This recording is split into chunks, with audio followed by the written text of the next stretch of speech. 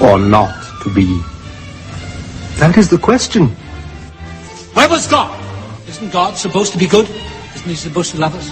And does God want us to suffer? 10 years, you're not finished yet? Morty! Why did you do this to me? Who are you? Bruce? I'm God. Bingo! Yahtzee! Is that your final answer? Our survey says God! Bing, bing, bing, bing, bing, bing, bing, bing. Well, it was nice to meet you, God. Thank you for the Grand Canyon, and good luck with the apocalypse. Hi, everybody. Welcome to the Ultimate Issues Hour on the Dennis Prager Show. As I always tell, well, nearly always, people are understandably preoccupied with their daily problems, and people have daily problems. Everybody knows that. Family, business, health, marriage, children, friends, you name it. So therefore, a lot of people stop thinking about the great issues of life. It's a big problem because then life is chaotic. The more you understand, the better life will be, and that's why I have an Ultimate Issues Hour. And on occasion, not usually, but on occasion, I have a guest that has tackled ultimate issues, and I want you to hear from. That is the case with a professor that I have had on a number of times now in his career, including, I think, before he was at Baylor University, where he is now, a professor of the social sciences, and that is Rodney Stark, who writes extremely clearly and who has a lot of courage and who has a lot of knowledge. It's a good combination, courage and knowledge. And the book, the latest one, is How the West Won. Did you ever wonder why has the West been so predominant for so many centuries? It certainly isn't race. What is it? Well, that's what he has tackled in this book, which is up at my website, DennisPrager.com. And Professor Stark, I promised you when I gave people a little trailer, as it were, in movie talk about your book that I'd have you on for the Ultimate Issues Hour, so welcome back. I'm delighted to be with you, Dennis. Well, thank you. What makes you different from so many other professors? And I'm very serious about that. I mean, so many people write history, and there are many fine historians. So what makes you different? I have no idea. Maybe it's because I grew up in North Dakota, which is rather odd. Not a place where professors usually come from. Probably because I had a life before I became a professor. I was a newspaper reporter. I was in the Army, and when I went to graduate school, I guess I was less impressionable. That's an interesting... That I don't know. Yeah, all right. Then no, first of all, that's not irrelevant. Secondly, though, I meant it more, not what makes your nature different, although I'm happy you answered that, but what makes your approach different? I'm not a victim of political correctness, and by that I mean it's not just that I don't believe the politically correct things. Many professors probably don't, particularly some of the younger ones. But it isn't really safe for their careers to admit that. I've always been in a situation where I didn't have to worry about my career. I was never...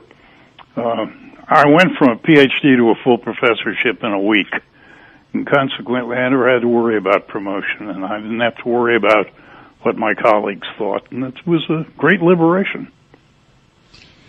Well, and obviously it's reflected in your work. Let me offer you some of the arguments that are politically correct and have you respond to them. The first is that the West has been triumphant because it has sucked out the wealth of the rest of the world through colonialism. Why don't you respond to that? Well, that is certainly the prevailing view in all faculty lounges. It just isn't so. There's been very good research showing, for example, that the amount of trade between the colonial powers and their colonies was too small to have made any serious difference at all. to the colonial powers. Secondly, well, it's true that Spain benefited for a while by importing all the gold and silver from the New World. In the long run, of course, that squelched their economic development and led them into bankruptcy. But aside from the Spanish bringing in gold and silver, European colonial powers lost tons of money on their colonies.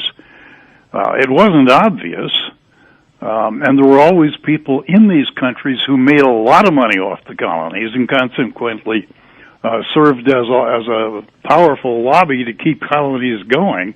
But the fact is that overall, the country lost money. It cost a lot of money to send civil servants out there, to send armies out there, to keep a big navy going. And the interesting thing is, of course, most of the colonies, particularly the British colonialists,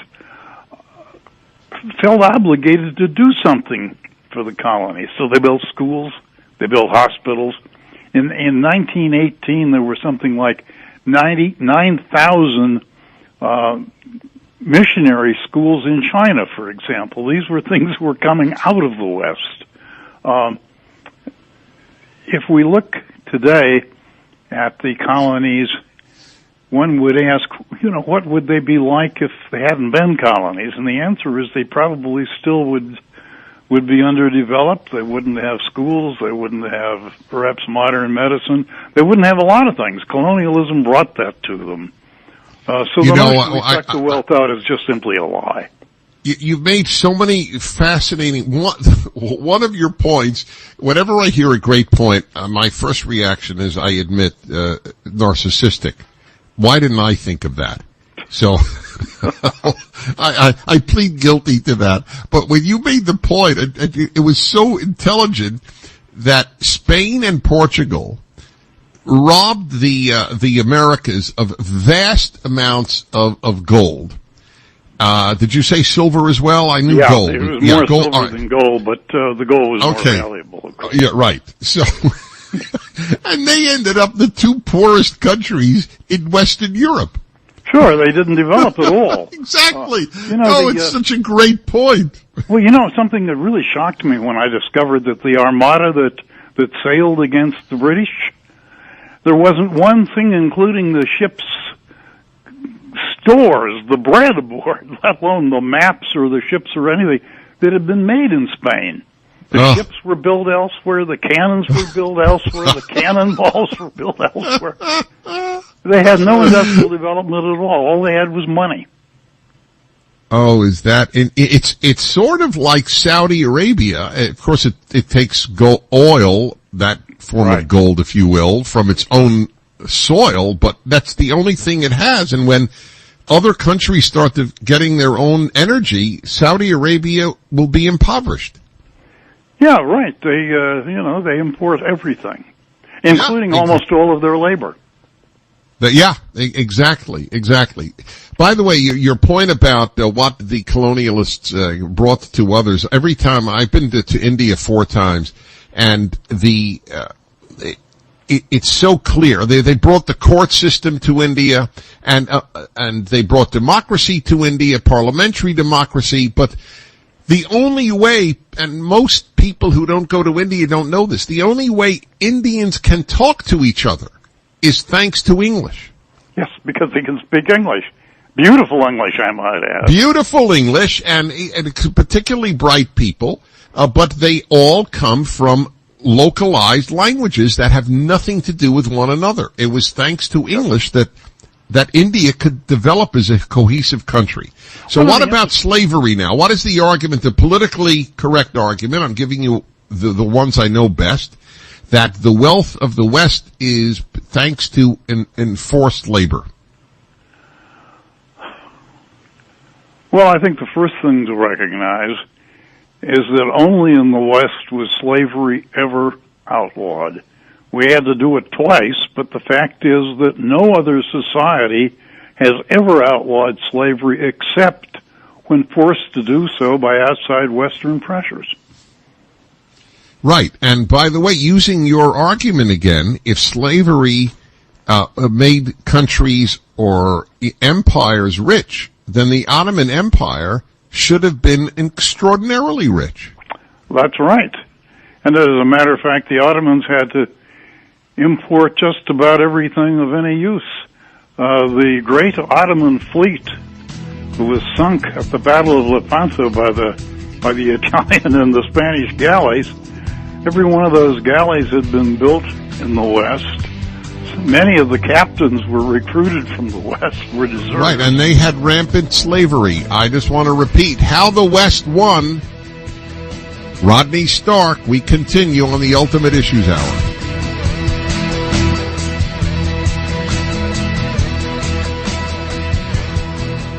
Introducing The Battle Plan for Prayer, inspired by the Kendrick brothers' #1 movie, War Room.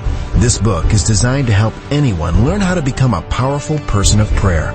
In The Battle Plan for Prayer, you'll be guided through scripture about how effective prayer works, move toward a more intimate relationship with God, and shown how to develop specific prayer strategies for life. It's time to engage with God at another level with The Battle Plan for Prayer. Pick up a copy at your local bookstore or visit warroommovieresources.com. What is heaven really like? Where is heaven? Does heaven even exist? Am I going to heaven? These are questions most of us have asked at some point in our lives. In his new book, The Three Heavens, author and pastor John Hagee unravels the breathtaking mysteries of heaven. Learn what it all means for you now and in the world to come. Pick up your copy of John Hagee's riveting New York Times and USA Today best-selling new book, The Three Heavens, at booksellers everywhere. What if I told you that in the blink of an eye, your IRA or 401k could lose 60% or more of its value, forcing you out of retirement and into a minimum wage job, robbing you of your golden years? Dennis Prager here. In 2008, this exact scenario became a reality for millions of Americans. And now government insiders and top investors are warning that another market collapse may be coming and coming soon. Are you prepared? If not, it's time that you started to protect your IRA or 401k using precious metals with the good people at Goldco Precious Metals. When you talk to one of the friendly experts at Goldco, they'll teach you how to balance your IRA and 401k with gold and silver to keep your retirement safe. For a limited time, Goldco is giving my listeners a free, no-obligation guide to starting a gold and silver IRA. To get that free gold IRA guide, all you need to do is go to PragerGold.com. That's PragerGold.com. This time of year, it seems everyone's looking for a better, more affordable healthcare solution. But with costs rising and options limited, where do you turn? If you're a Christian, you turn to Medishare. It's not insurance. It's over 154,000 believers who share each other's medical bills. It's about half the cost of healthcare insurance programs. And it's fully acceptable under the law. Best of all, Medishare is based on the timeless principles found in God's Word. You never pay for things that go against your beliefs. Medishare is healthcare that fits your family and your faith. Learn how thousands of Christians can help you save on your healthcare. For your free information guide, call 844-47-BIBLE. Not available in Montana. Medishare, affordable biblical healthcare. Call 844-47-BIBLE. That's 844-47-BIBLE. Hi, this is Rhett Rasmussen of BestHotGrill.com. Gift giving occurs year-round, whether for birthdays, holidays, or a special expression of thanks to your best clients and customers. Of course you want to show your love and gratitude, but you also want to give a gift that provides a positive image of you and your organization. Solaire infrared grills from BestHotGrill.com are both practical and unforgettable. Made in the USA, Solaire has a grill for most budgets, but more importantly, Solaire delivers the wow that everybody likes to receive in a gift. Impressive out of the box, and even more so in use, the Solaire infrared grills are the gift of value that will build relationships. With every great tasting, juicy meal enjoyed from their Solaire, they'll think of you. Step up your gift giving. Learn more about the amazing Solaire infrared grills at BestHotGrill.com. That's BestHotGrill.com. BestHotGrill.com.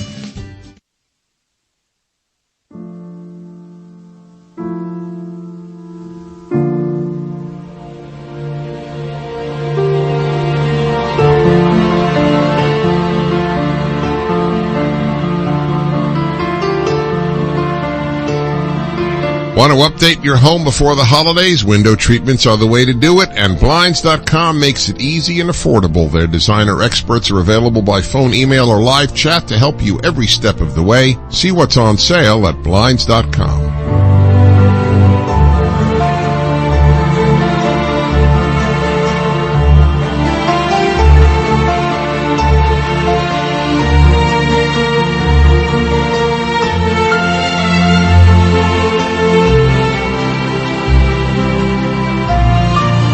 Dennis Prager here, and this is the Ultimate Issues Hour, third hour every Tuesday, some great issue. And this is a great issue, how the West won, which, ironically, is the name of the book. The Neglected Story of the Triumph of Modernity is the subtitle, but it really doesn't need a subtitle. How the West won is quite sufficient and quite direct. And if you have questions or challenges, fantastic. 1-8-PRAGER-776. Rodney Stark is a professor of the social sciences at Baylor University. The book, How the West Won, is up at DennisPrager.com. And it deserves to be a national and international bestseller. It's just that important. You know, I want to go back to this gold and silver argument that the West robbed the rest of the world of gold and silver as an example, and that's how it got rich. And, of course, your great point about Spain and Portugal did the most robbing and ended up the most poor. But here's another point. I wonder if people and tell me if my logic, and I mean it, I may be missing something here. Nobody could argue that it rendered those societies poor because they didn't even value gold and silver. They thought the Westerners who came and wanted it were a little nutty. Is that correct?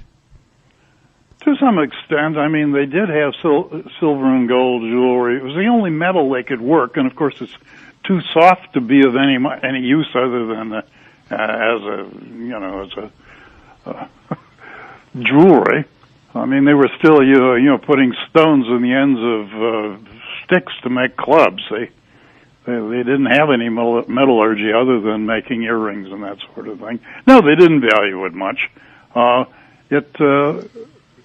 So, what is your theory then? Talking about that, the sticks and so on, and how do you account for the fact that no written language developed in so many parts of the world, and in other places, not only did written language arise, but great literature?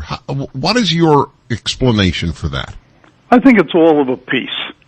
The most stultifying thing in human history is empire. People easily think that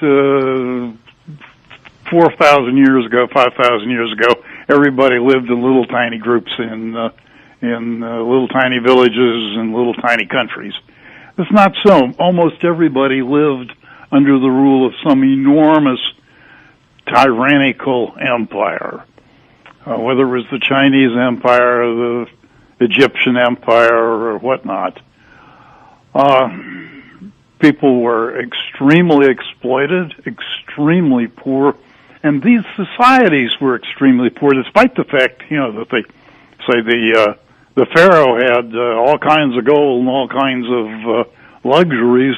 The society was very unproductive.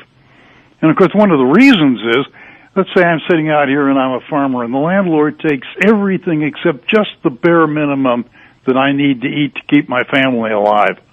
There's no need to want to grow anything more, because he'll just take more. So I don't grow anymore, and there's no progress. And that's kind of the way it was around the world. Nothing happening. Until every once in a while there would be an empire would break up, and fortunately, the empire that was most important to Western civilization was Rome, and it did us the great favor of collapsing. And our progress really depends on the fact that the Greeks didn't have an empire, and that for the fall of Rome, Europe didn't have an empire. Had all kinds of little statelets, which make for weak rulers, and people who you know what, get paid a lot for advancing. I came up with a phrase years ago that we actually sell a bumper sticker with this phrase: the bigger the government, the smaller the citizen. I never realized how true it is in all of history until right this moment in what you just said. The human is liberated when there is no great government surrounding him. The end of the great Greek era was because the rise, first of all, of the Athenian Empire, and afterwards the Macedonian, and after it the Romans came over. That stopped things. There was no progress under Rome. I like to say that the only two things that happened in 1,000 years was the invention of concrete and the rise of Christianity, and the Romans tried to prevent that. All right, but I know that your book doesn't deal with this, there may not be an answer that we could even know, but at least the Romans did, after all, have a literature, and they certainly had a written language, and it was a very rich one. So I'm asking about those African and South American and Mesoamerican and Aborigine societies that never developed an alphabet. I think a lot of that has to do with geography, oddly enough. One of the great questions that nobody now these days you're not supposed to ask is, why is it that when Europeans went out, in the era of discovery, the main thing they discovered is how far ahead of the rest of the world they were. That really surprised them. They thought the Chinese would be way ahead, and they were way behind, of course. But the whole thing about, the Western Hemisphere, why was it so far behind? Sowell has made a wonderful point. Who has? Thomas Sowell. Oh, Thomas Sowell, of course. Yeah, that Europe and Asia have the advantage of being an east-west kind of landmass, so that the climate is pretty much the same all the way across, and crops and things can spread from England to China and China to England. But when we get to the west, you've got this problem of going from north to south with barriers of climate, so that, for example, a crop that you raise in North America is never going to get to Argentina, and things in Argentina are never going to get to what's now Iowa. Crops didn't spread, culture didn't spread, people didn't go back and forth, and it's those great waves of Mongols and whatnot moving across Europe and Asia, in the long run, had a kind of a civilizing effect by dragging stuff back and forth. Yeah. I'm reading a biography of Genghis Khan. Interestingly enough, makes that point.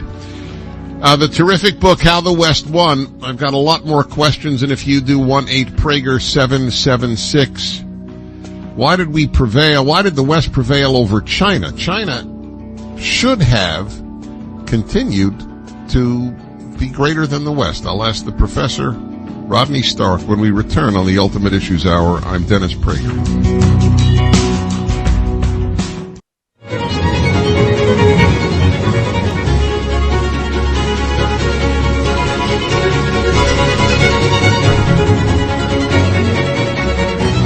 Is telling the truth always the right thing to do? The obvious answer is yes, but the obvious answer is wrong. Rabbi Joseph Telushkin explains why in a life-changing new course from Prager University. See it at prageruniversity.com, where we teach what isn't told. Hi, everybody. How the West won. Pretty important subject, huh? And if it's taught at all, it's at college, your kid is probably going to be taught that the West robbed everybody else, deaf, dumb, and blind, enslaved everybody else, and that's the reason. Of course, it predates all of that. In any event, the rise of the West, and the professor that I'm speaking to who wrote the book, How the West Won, has some terrific answers to that. But I am curious about your take on China, because you said had Western explorers gone to China, when they went to China, they saw a place more backward. But had they gone earlier, they would have seen a place that in some ways was ahead of the West, at least in technology. Is that fair? That's fair.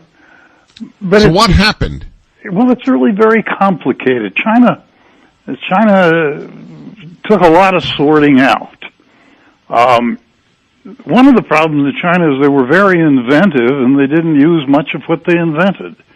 There was a great clash between the imperial court, the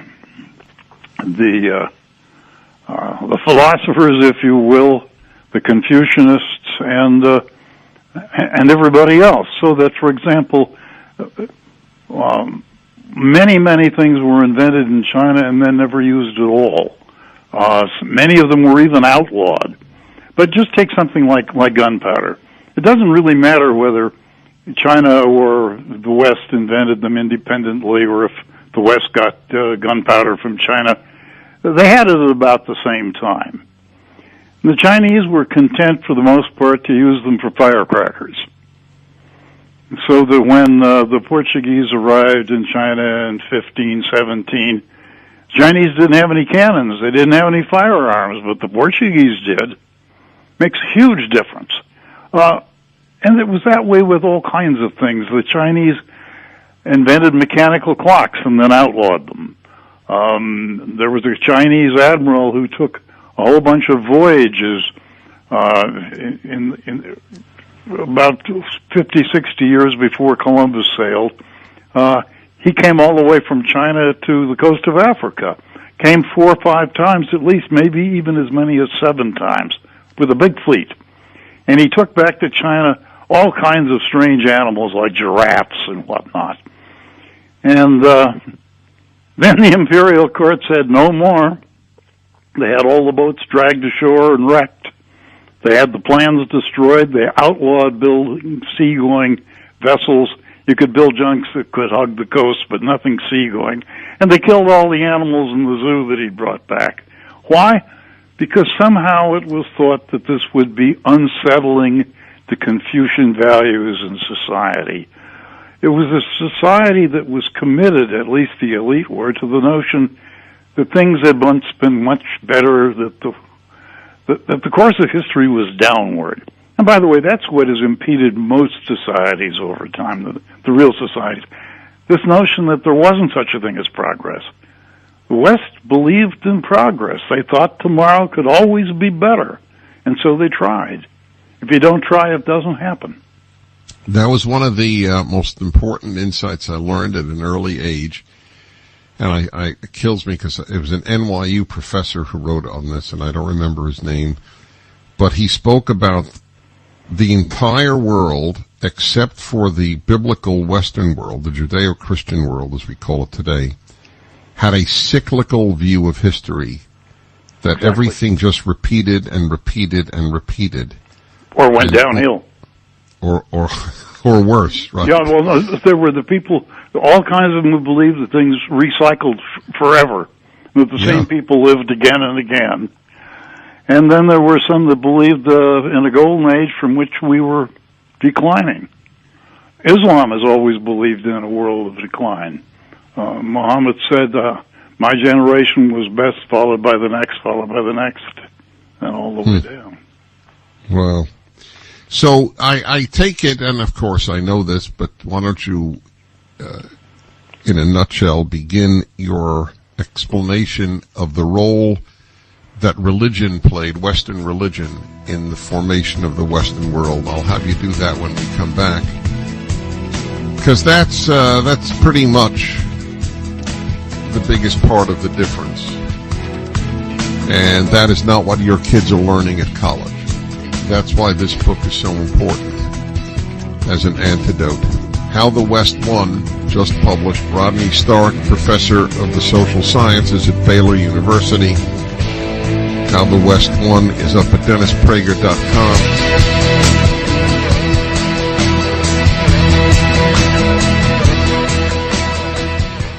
Fiery mountain beneath the moon,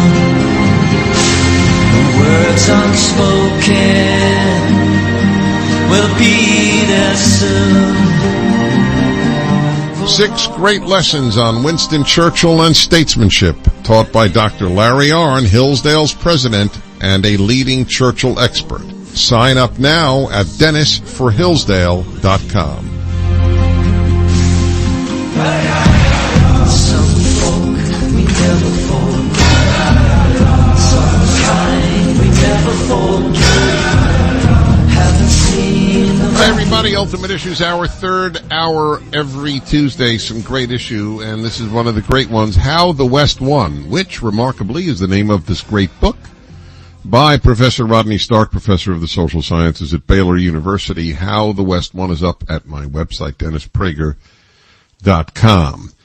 Now, here comes I guess for you, the $64,000 question, and that is the role of religion, specifically Christianity, in forming the Western world. And I have two questions. One, how great is it? And number two, if it is as great as I suspect you believe it is, and frankly I believe it as well, what's happened to modern history and historiography, if I can make up a word, that relegates Christianity to a peripheral role in forming the West? Well, let me start out by saying that it's pretty obvious that religion was the ballgame, that the Judeo-Christian concept of God held the key to the rise of the West. And that is that the belief in a rational creator God. Because that had the implication then that the creation was itself rational. That is to say, it obeys rules. The rules are reasonable, rational. Consequently, since humans have the ability to reason, it might be possible to discover the rules of the creation. And that was the whole basis of science. Science only happened in the West. And the reason it happened, because only in the West was science plausible. Elsewhere, it was thought that the universe was eternal, that it was mystical, that it was beyond understanding and human comprehension. We could meditate on it, but we couldn't try to discover the rules that made it work. People like Newton believed that there were rules to be discovered, and the marvelous thing, of course, is there were rules that could be discovered. So in one sense, the greatest scientific theory of all is that the universe is rational. And it's been tested again and again as people have discovered these rational rules by which everything works. That's the key to the whole rise of the West.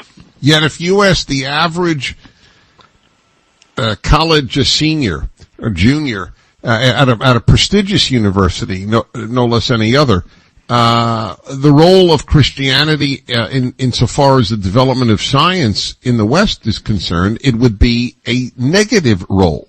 Yes. Yes. It's preposterous, and anybody who is a proper historian of science knows that. I mean, if you go read the books that are being published right along by college professors who claim to be historians of science, they all take the line that, in fact, the basis of the West's science was religion. They all understand that it was religious universities that started the whole thing in the 11th and 12th centuries. They all understand that many of the great scientists of the so-called scientific revolution were clergymen, and that of the rest they were overwhelmingly extremely religious men. Newton wrote a lot more theology than he did physics. Kepler spent a lot of time trying to figure out the date of the creation.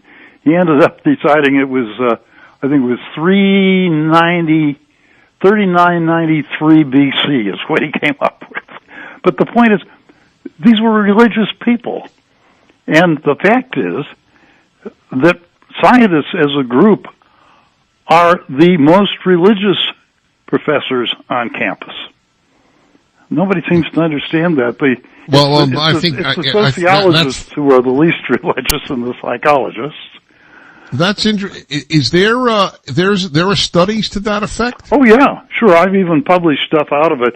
There was a huge study of professors done back in the days when I was at Berkeley, and they asked them about belief in God and going to church, and then you break it out into departments, and the people over in physics and chemistry and biology were much more likely to say they believed in God and went to church.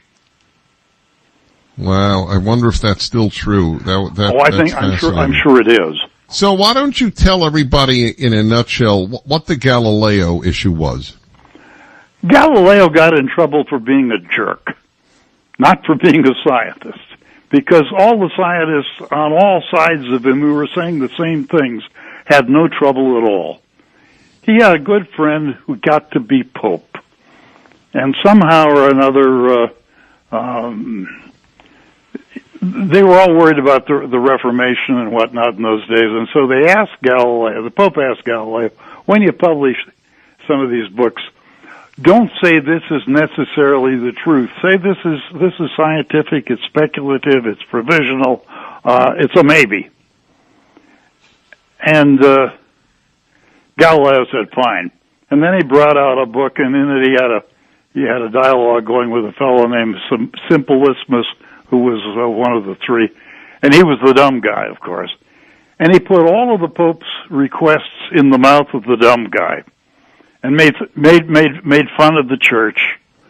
And by the way, everything else in the book was wrong. He had a theory of the tides that was nonsense, et cetera, et cetera, et cetera. So it wasn't very good science either. But the point is, he got in trouble for picking a fight with the Pope. Nobody else got into that problem. Everybody else was going on about their business. Their books didn't get banned. And the fact is that despite people talking about, Galileo was being, tortured by the Inquisition, well, nobody laid a hand on him. He had a very affluent house arrest. All right, we'll be back in a moment. One more segment with Rodney Stark, professor at Baylor University, How the West Won. Very eye-opening and extremely important, an ultimate issue on the Ultimate Issues Hour.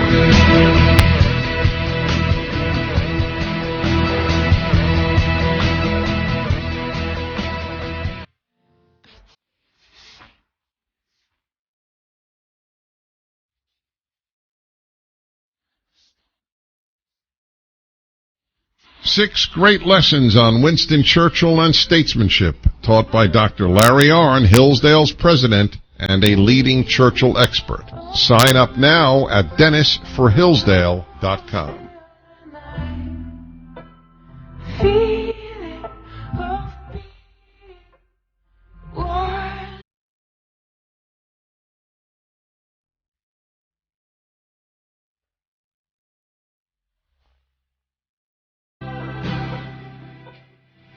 So I got 3 things for you. The Prager University course, this fantastic book by Rodney Stark, How the West Won. And go to PragerForHillsdale.com for the latest free course from Hillsdale College,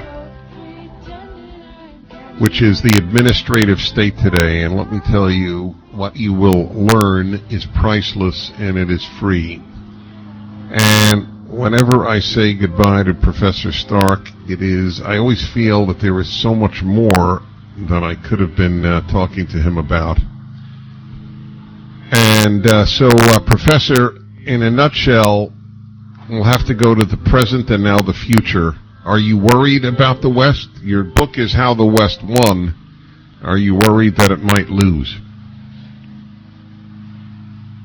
Yes, I'm worried about the West. I wasn't until a very few years ago, but, I look over there at the Ukraine and here or there in the world, and nobody's saying anything. Someday we're gonna get tough and do what? I don't know. It's depressing. Yeah, well, I know. I talk about it every day, and just as the West rose, in large measure, thanks to religion, I gotta believe that the death of religion or the demise of religion in the West will lead to the demise of the West. If it rose on the back of religion, if that back is removed, it's hard to believe it'll survive. Well, the religion, let me leave you on that one. Religion is not declining. The title of the book I'm writing right now is The Great Global Religious Awakening. Never before global. So many people I agree. Global, but not West. Oh, yes, it will happen in Europe before it's through. Well, then there is hope. It's coming. Well, good. I hope you're right, my friend. Professor Stark. Religious people aren't having any kids, and the religious people are. Yeah, that's true. That's exactly. It's right. It's not material class. It's secular versus religious, not child versus child. Yes, sir. It's a joy. It's a joy for me to be with you. You're very kind, and the book is terrific, folks. The book is terrific. How the West Won, up at DennisPrager.com. And we need to know why it won so that we don't lose it. I'm Dennis Prager. Thanks for listening.